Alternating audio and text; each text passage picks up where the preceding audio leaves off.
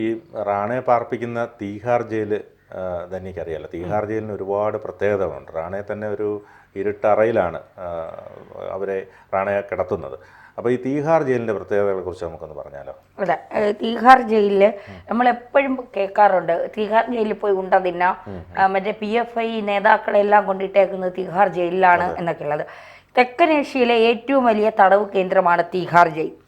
Tihar prisons, Tihar ആശ്രമം എന്ന പേരിലും ഇതറിയപ്പെടുന്നുണ്ട്. ന്യൂഡൽഹിക്ക് പടിഞ്ഞാറ് ചാണക്യപുരയിൽ നിന്ന് 7 കിലോമീറ്റർ അകലെയാണ് തീഹാർ ജയിൽ സ്ഥിതി ചെയ്യുന്നത്. തീഹാർ ജയിലിന് ചുറ്റുമുള്ള പ്രദേശം ഹരിനഗർ എന്നാണ് അറിയപ്പെടുന്നത്. ഒരു തിരുത്തൽ സ്ഥാപനം എന്ന നിലയിലാണ് തീഹാർ ജയിൽ രൂപകൽപ്പന ചെയ്യപ്പെട്ടിരിക്കുന്നത്.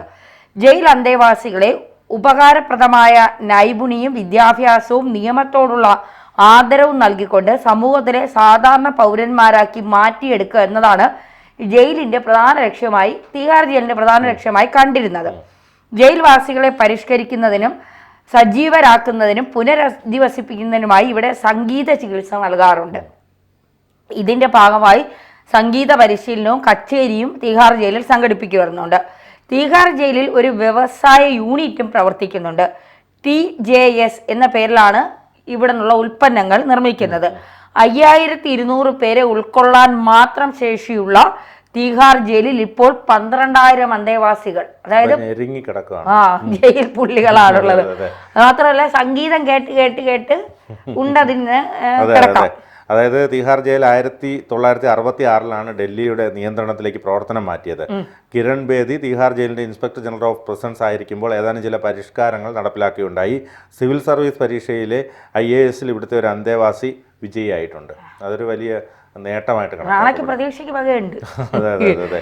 അപ്പം അത് ഈ പറഞ്ഞതുപോലെ റാണയെ ഒരു കല്ലറയിലാണ്, കസബിനെ പാർപ്പിച്ചതുപോലെ തന്നെ ഒരു കല്ലറയിലാണ്, ഇരുട്ടറയിലാണ് റാണയെ പാർപ്പിക്കുന്നത്. ഏതായാലും ഈ തീഹാർ ജയിലിന് ഒരുപാട് പ്രത്യേകതകളുണ്ട്. ഇപ്പം തന്നെ സൂചിപ്പിച്ചതുപോലെ തന്നെ 5000 ആളുകൾക്ക് അവിടെ ജയിലിൽ കഴിയേണ്ടി വരുന്ന ആ സ്ഥാനത്ത് ഇപ്പോൾ എത്ര 12,000 ആളുകൾ അവിടെ ശിക്ഷ അനുഭവിക്കുന്നുണ്ടെന്ന് പറയുമ്പോൾ അത്രയധികം കൺജസ്റ്റഡ് ആണ് അവിടെ. അപ്പോൾ അതുകൊണ്ട് ഇവർക്ക് ഈ ഞെരുക്കം കുറയ്ക്കാൻ എന്താണ് ചെയ്യേണ്ടി വരിക എന്നതൊക്കെ ആലോചിക്കേണ്ടി വരും.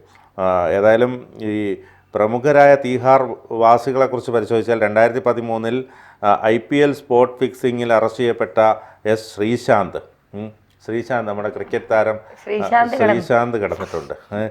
അതുപോലെ തന്നെ സത്വന്ത് സിംഗും കെഹാർ സിംഗും ഇന്ദിരാഗാന്ധി വധക്കേസിൽ തൂക്കിലേറ്റപ്പെട്ടവർ അവിടെയായിരുന്നു. അതോടൊപ്പം തന്നെ ചാൾസ് ശോഭാരാജ്, ഇത്രയും ധൈര്യം ചാൾസ് ശോഭാരാജിൽ മാത്രമേ കണ്ടിട്ടുള്ളൂ എന്നൊക്കെ പറയുമല്ലോ. അന്തർദേശീയ കൊലയാളിയാണ്.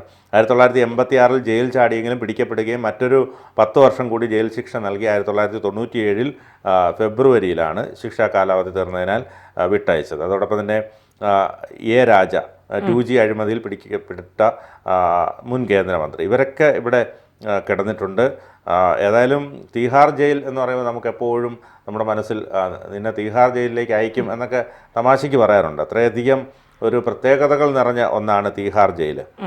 അത് ശരിക്കും പറഞ്ഞാൽ ഈ പറഞ്ഞതുപോലെ അവിടെ സംഗീത പരിശീലനവും കച്ചേരിയും ഒക്കെ സംഘടിപ്പിക്കുന്നു. വ്യവസായ യൂണിറ്റുണ്ട്. അവിടെയുള്ള അന്തേവാസികൾ നിർമ്മിക്കുന്ന ഇത്തരം പ്രോഡക്റ്റുകൾ ജനങ്ങളിലേക്ക് എത്തുന്നുണ്ട്. 5200 പേരെ ഉൾക്കൊള്ളാൻ ശേഷിയുള്ള തീഹാർ ജയിലിൽ 12,000 അന്തേവാസികളാണുള്ളത്. അതായത് നമ്മുടെ ഒരു നിയമവ്യവസ്ഥ അല്ലെങ്കിൽ കുറ്റം ചെയ്യുന്നവരുടെ എണ്ണം എത്രമാത്രം കൂടുന്നു എന്നുള്ളതാണ് ഇതിൻ്റെ ഒരു പ്രത്യേകതയായി നമുക്ക് കാണാൻ കഴിയുന്നത്. കാരണം ഇത്രയധികം പേർ കുറ്റം ചെയ്യുന്നു എന്നുള്ളതാണ് ഏറ്റവും ഇത് തീഹാർ ജയിലിൽ ഈ പറഞ്ഞതുപോലെ ഇത്രയധികം പേർ അവിടെ അധിവസിക്കുന്നു എന്ന് പറയുമ്പോൾ തന്നെ അത് നമുക്ക് അതിൽ നിന്ന് തന്നെ അത് മനസ്സിലാക്കാൻ കഴിയും. അതോടൊപ്പം തന്നെ ഇതിൻ്റെ ഒരു ചരിത്രം, പഞ്ചാബ് സംസ്ഥാനത്തിന് കീഴിൽ പ്രവർത്തിച്ചിരുന്ന തീഹാർ ജയിൽ 1966 വരെ ഈ പഞ്ചാബ് സംസ്ഥാനത്തിന് കീഴിലായിരുന്നു പ്രവർത്തിച്ചിരുന്നത്. 66 ശേഷമാണ് ഡൽഹിയുടെ നിയന്ത്രണത്തിലേക്കൊക്കെ ഇതിൻ്റെ പ്രവർത്തനം മാറ്റിയത്. അതിനുശേഷമാണ് ഇത്തരത്തിൽ കൂടുതൽ പ്രവർത്തനങ്ങൾ ഇതുമായി ബന്ധപ്പെട്ട് അവിടെ ജയിലുമായി ബന്ധപ്പെട്ട് നടത്തിയ ഒരുപാട് പ്രവർത്തനങ്ങളൊക്കെ ഇതിന് ശേഷമാണ് വരുന്നത്. കിരൺ ബേദിയാണ് ഇൻസ്പെക്ടറായിരുന്ന സമയത്താണ് ഒരുപാട് മാറ്റങ്ങൾ കൊണ്ടുവരാൻ ശ്രമിച്ചത്. അതുകൊണ്ട് തന്നെ അതിതീവ്ര കുറ്റവാളികളെ പാർപ്പിക്കാനായി ഇത് ഭൂമിക്കടിയിൽ ഒരു കല്ലറ തീർത്തിട്ടുണ്ടെന്നാണ് പറയുന്നത്. ഇരുട്ടടഞ്ഞ കല്ലറ എന്ന് പറയുന്നത് ഈ ശ്വാസം വിടാനുള്ള ഒരു ചെറിയ സുഷിരം മാത്രം ഉണ്ടാകും. ബാക്കി ഇരുട്ടടഞ്ഞിരിക്കും. ആഹാരം കഴിക്കുന്ന സമയത്ത് മാത്രമാണ് ഒരു ചെറിയൊരു വാതിൽ പോലൊരു ഭാഗമുണ്ട്. അത് തുറക്കുമ്പോൾ ഈ വെളിച്ചം ഉള്ളിലേക്ക് കടക്കുന്നതും ഒരു ചെറിയ വെളിച്ചം അത് മാത്രമാണ്.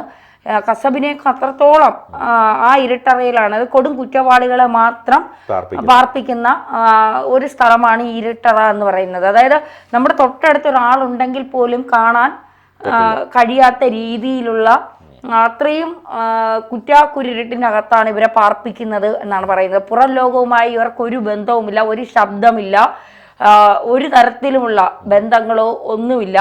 ഇത് ഈ നമ്മൾ ഈ സാധാരണ ജയിലിലൊക്കെ കണ്ടിട്ടുള്ള അഴി രൂപത്തിൽ ഇത് അങ്ങനെയൊന്നുമല്ല. ഈ കല്ലറ നീക്കുന്നത് പോലെ നീക്കി അതിൻ്റെ ഉള്ളിലേക്കാണ് ആള് ഇറങ്ങിച്ചെന്ന് ഈ ഇത്തരം കേസുകളിൽ പിടിക്കുന്ന ആളുകൾക്ക്, കാരണം ഇവരെ മറ്റ് ആളുകളോട് പാർപ്പിക്കാൻ പറ്റില്ല. അവിടെ ഫാക്ടറി ഒക്കെ പ്രവർത്തിക്കുന്നുണ്ട് അതിൻ്റെ അകത്ത്. ഈ മരപ്പണി, നെയ്ത്ത്, മറ്റ് ജോലികളൊക്കെ ഉള്ള ഇവർക്ക് ശമ്പളമൊക്കെ കൊടുക്കുന്നുണ്ട്. അപ്പോൾ അത്തരത്തിൽ ഇപ്പോൾ ചിലർ നല്ല ആളുകളായി പുറത്തു വരാറുണ്ട്. പക്ഷേ ഈ റാണയെ പോലുള്ള, കസബിനെ പോലുള്ള അല്ലെങ്കിൽ മറ്റ് ഭീകര കൊടും കുറ്റവാളികളെ ഒന്നും ഈ മറ്റ് കുറ്റവാളികളുമായും ബന്ധം സ്ഥാപിക്കാനോ അല്ലെങ്കിൽ ഇവരെ കാണാൻ പോലും കസബിനെയൊക്കെ കൊണ്ടുവന്ന സമയത്താണ് അവിടുത്തെ ആളുകൾ കണ്ടത്, പിന്നെ കണ്ടിട്ടേ ഇല്ല എന്നാണ് പറയുന്നത്. അപ്പോൾ ഇവരെയൊക്കെ അത്രയും സുരക്ഷാ വലയത്തിലാണ് പാർപ്പിച്ചിരിക്കുന്നത് എന്നുള്ളത്. പിന്നെ ഈ ഡോവലിനെ പോലുള്ളവരൊക്കെ ചോദ്യം ചെയ്യലിൻ്റെ സമയത്തൊക്കെ എത്തുമ്പോഴും അതീവ സുരക്ഷിതത്വം ഉണ്ടാവണമല്ലോ. അപ്പോൾ ഈ മറ്റ് ജയിലുകളെ പോലെയല്ലേ, ഇപ്പോൾ കണ്ണൂർ ജയിലൊക്കെ നമുക്കറിയാം പലപ്പോഴും വിവാദങ്ങൾ നിറഞ്ഞിട്ടുണ്ട്. കണ്ണൂർ ജയിലൊക്കെ CPM-ന്റെ ഒരു സുഖവാസ കേന്ദ്രം എന്നാണ് കണ്ണൂർ ജയിലിനെയൊക്കെ പറയുന്നത്. മൊബൈൽ ഫോണ്, ലഹരി വസ്തുക്കളെല്ലാം കിട്ടുമെന്നാണ് പറയുന്നത്.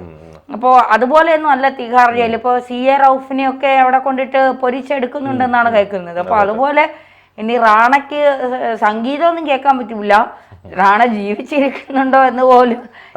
അതെ. ഈ പറഞ്ഞ പോലെ റാണ അമേരിക്കയിൽ നിയമ പോരാട്ടമായി മുന്നോട്ട് പോയപ്പോൾ റാണ പറഞ്ഞത് ഇന്ത്യൻ ജയിലെന്ന് പറയുന്ന വധശിക്ഷയ്ക്ക് തുല്യമാണ്, ഇതിലും ഭേദം എന്നെ കൊല്ലുന്നതാണെന്ന് പറഞ്ഞതാണ്. കാരണം റാണയ്ക്ക് പറഞ്ഞ പോലെ ധന്യ സൂചിപ്പിച്ച പോലെ ചെറിയൊരു സുഷിരം വഴി മാത്രമാണ് പ്രകാശവും വായുവും ഒക്കെ കിട്ടുന്നത്. അതുകൊണ്ടാണ് ആസ്മ രോഗിയാണെന്നൊക്കെ പറഞ്ഞിട്ട് അതിൻ്റെ രേഖകളൊക്കെ ഹാജരാക്കിയിരിക്കുന്നത്. പാർക്കിൻസൺസ് ഉണ്ട്. സ്വാഭാവികമായിട്ടും പാർക്കിൻസൺസ് എന്ന് പറഞ്ഞാൽ നമ്മുടെ ശരീരം ഇങ്ങനെ വിറച്ചുകൊണ്ടേയിരിക്കുന്ന ഒരു രോഗമാണ്. സ്വാഭാവികമായും ഈ രോഗങ്ങളുള്ള ഒരാളെ അതിനകത്ത് പാർപ്പിച്ചാൽ അത് രോഗം വർദ്ധിക്കാനുള്ള സാധ്യത നിലനിൽക്കുന്നുണ്ട്. ഇതൊക്കെ മുൻകൂട്ടി കണ്ടിട്ടാണ് റാണ അത്തരത്തിൽ ഉള്ള പല നിയമ പോരാട്ടങ്ങളും നടത്തി നോക്കിയത്. പക്ഷേ അതൊന്നും വിജയം കണ്ടില്ല എന്നുള്ളതാണ് യാഥാർത്ഥ്യം. അതുകൊണ്ട് തന്നെ ഈ പറഞ്ഞതുപോലെ റാണയ്ക്ക് ഇത്തരം ഒരു കല്ലറയിൽ കിടക്കുമ്പോൾ സ്വാഭാവികമായും ഈ രോഗങ്ങൾ മൂർച്ഛിക്കാനുള്ള സാധ്യതകൾ കാണുന്നുണ്ട്. എന്തായാലും അതൊക്കെ ഇതുമായി ബന്ധപ്പെട്ട ഡോക്ടർമാരുണ്ടാകും. ഇവരൊക്കെ പരിശോധനകൾ നടത്തിയ ശേഷമായിരിക്കും, ആരോഗ്യം എല്ലാം നോക്കിയതിന് ശേഷമായിരിക്കും ഇത്തരത്തിൽ അതിനകത്തേക്ക് കൊണ്ട് ഇടുക. അല്ലെങ്കിൽ കുറച്ച് സമയം അല്ലാതുള്ള സ്ഥലത്ത് ഇരിക്കാനുള്ള സൗകര്യങ്ങളൊക്കെ കൊടുക്കുമായിരിക്കുമെന്നാണ് പ്രതീക്ഷിക്കുന്നത്. ഏതായാലും ഈ ഇരുട്ടറയിൽ റാണ എത്ര നാൾ കഴിയേണ്ടി വരും, അല്ലെങ്കിൽ റാണയെ എന്നായിരിക്കും തൂക്കിലേറ്റുക എന്നൊക്കെയാണ് എല്ലാവരും കാത്തിരിക്കുന്നത്. അതോടൊപ്പം തന്നെ റാണയിൽ നിന്നും വരുന്ന മറ്റ് പേരുകൾ, അതായത് റാണയിൽ കൂടുതൽ വിവരങ്ങൾ റാണയിലൂടെ അറിയാൻ കഴിയുമെന്നാണ് മുൻ DGP അടക്കം പറഞ്ഞത്. അതുകൊണ്ട് തന്നെ അതൊക്കെ കണ്ടെത്തേണ്ടതുണ്ട്. ഏതായാലും റാണ ഈ തിഹാർ ജയിലിലാണ് ഇപ്പോൾ ഇനി പോകുന്നത്. അതുകൊണ്ട് തന്നെ ഇനി കാത്തിരുന്ന് തന്നെ നമുക്ക് കാണാം.